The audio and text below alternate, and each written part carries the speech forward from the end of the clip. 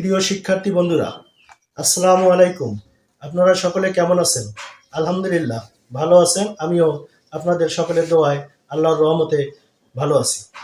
আজ আমি আপনাদের সামনে একটি ইংরেজি শব্দ ডাই এর ব্যবহার নিয়ে আলোচনা করব। ইংরেজি শব্দ ডাই। ডাই শব্দের অর্থ হচ্ছে মারা যাওয়া।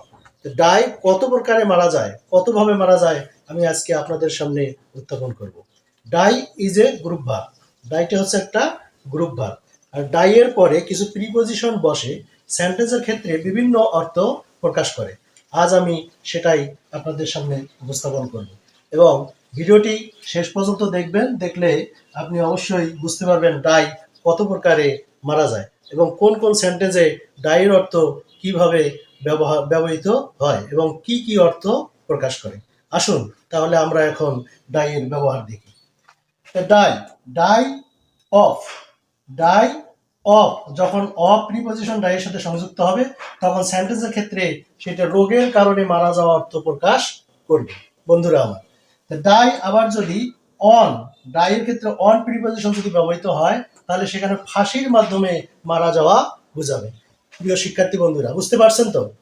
যাই হোক, পরবর্তীতে আবার ডাই এর সঙ্গে যখন প্রিপজিশন ইন সংযুক্ত হবে তখন সেন্টেন্সে শান্তিতে মারা যাওয়া অর্থ প্রকাশ করবে। আসুন পরবর্তীতে আবার ডাই এর সঙ্গে যদি প্রিপজিশন ফর যোগ হয়, ডাই ফর, তাহলে হবে দেশের জন্য মারা যাওয়া অর্থে প্রকাশ করবে। প্রিয় শিক্ষার্থী বন্ধুরা, দেখছেন কত মজা, ডাই কতভাবে মারা যাচ্ছে। আর পরবর্তীতে আসেন ডাই ফ্রম। ডাই ফ্রম যদি সেন্টেন্সের মধ্যে ডাই ফ্রম থাকে সেক্ষেত্রে আধিক্যের কারণে মারা যাওয়া অর্থ প্রকাশ করবে। আবার ডাই আউট, সেন্টেন্সের ক্ষেত্রে যদি ডাই আউট থাকে সেই ক্ষেত্রে অবশ্যই প্রকাশ করবে অদৃশ্য বা বিলুপ্ত হয়ে মারা যাওয়া। বিলুপ্ত হয়ে মারা যাওয়া। আবার দেখেন ডাই ডাউন। ডাই ডাউন যখন হবে তখন দুর্বল হয়ে মারা যাওয়া অর্থ প্রকাশ করবে। প্রিয় শিক্ষার্থী বন্ধুরা, তাহলে ডাই অ্যাওয়ে।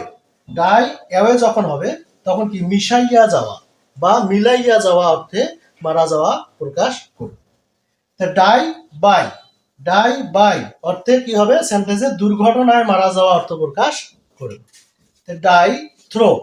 ডাই থ্রো যখন হবে তখন অবহেলায় মারা যাওয়া অর্থ প্রকাশ করবে। শেষ অপশনে আসি আমরা, ডাই অফ। ডাই অফ অর্থ একে একে মারা যাওয়া অর্থ প্রকাশ করবে।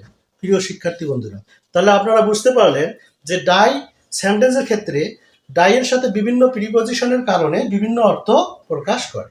তো অবশ্যই আপনারা ডাইয়ের ব্যবহারটা সম্পর্কে জানতে পারলেন।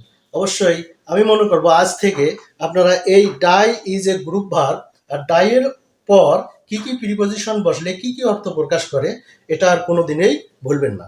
প্রিয় শিক্ষার্থী বন্ধুরা, আপনারা ভালো থাকবেন, সুস্থ থাকবেন। আর ভিডিওটি যদি ভালো লেগে থাকে তাহলে অবশ্যই লাইক, কমেন্ট, শেয়ার করতে ভুলবেন না। ধন্যবাদ।